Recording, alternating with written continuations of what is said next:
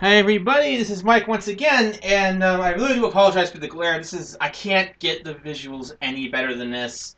I really do miss being able to use my HD webcam. Anyways, this is the PlayStation 3 Digital Collection, and once again, I will only be going into detail on games that I only have digitally. So here we go.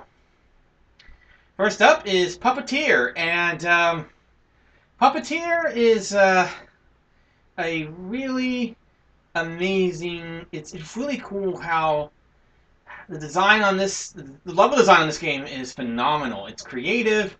It's it's a puppet show, but it still manages to feel as epic as God of War in terms of the scale of the characters that you see there.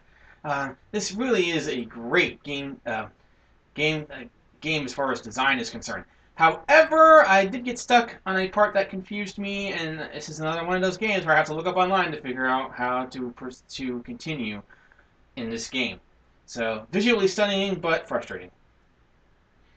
Next up is Payday 2. Now, I actually haven't played this yet, so I can't really talk too much about it. I did go through the tutorial and kind of walked around the home base, but that's pretty much it. And this I have on disc. XCOM Randomly Unknown. I didn't think I was gonna like this one too much, but this one actually is pretty fun. It is an RTS, and it actually works well on consoles. I was really surprised. So yeah, this is a pleasant surprise for me. Borderlands 2, just as difficult as the first game. And here's the reason what makes Borderlands 2 so hard is that it doesn't take long for your weapon to be underpowered, and I don't have enough to buy a better weapon. So therefore, I'm trying to shoot at something, and I'm not doing enough damage, and meanwhile, I'm getting a buttload of damage, and that is not fun. Next up is Remember Me. Remember Me had a really awesome concept. And it had a really cool gameplay mechanic in the memory remixing.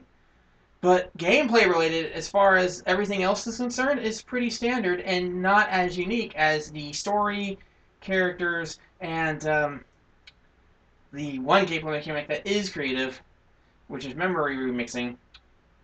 So yeah, this is something that had a lot of potential, and the soundtrack is phenomenal, but they still managed to play it safe when it comes to most of the gameplay.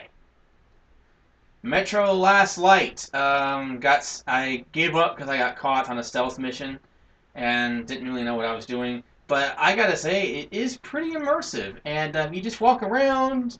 At first, we start out by walking and just listening to conversations, and that is awesome because that really sets the tone. And then you go into the surface, and the monsters are scary. This is the game, Brothers, Tale of Two Sons. This is the game that I really need to finish.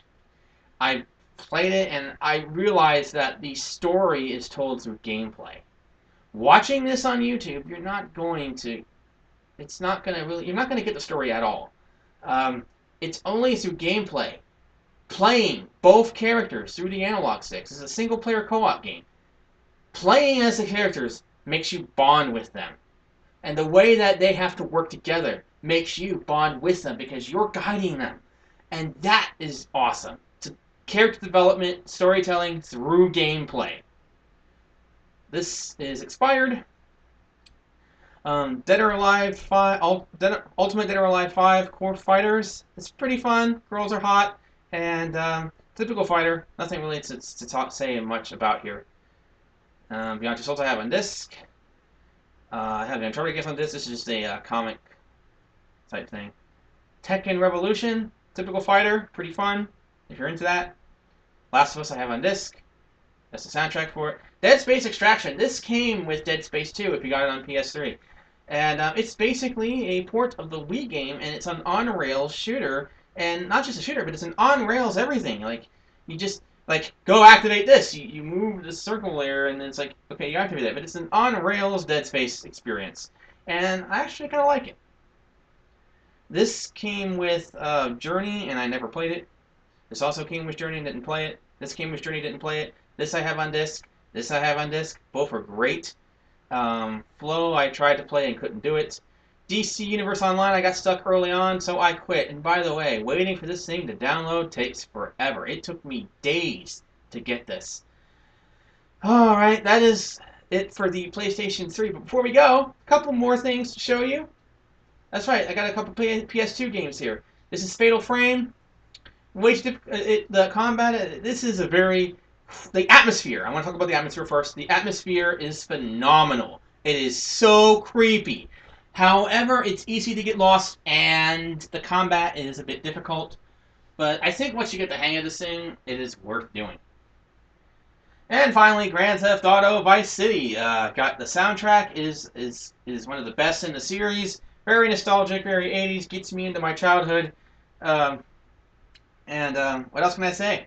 Only negative about it, you drown if you go in water. And I have driven off into water way too many times, and I don't mean to. So, but yeah, a great GTA game. It's a classic, worth checking out if you haven't yet, but I'm pretty sure you have. So that is it for my PlayStation 3 Digital Collection. Unlike the 360. None of the games I have, most of the games I have on disc aren't really on here. The stuff that you did see, like Beyond and Last of Us and Uncharted, or simply bonus stuff that you get with those games.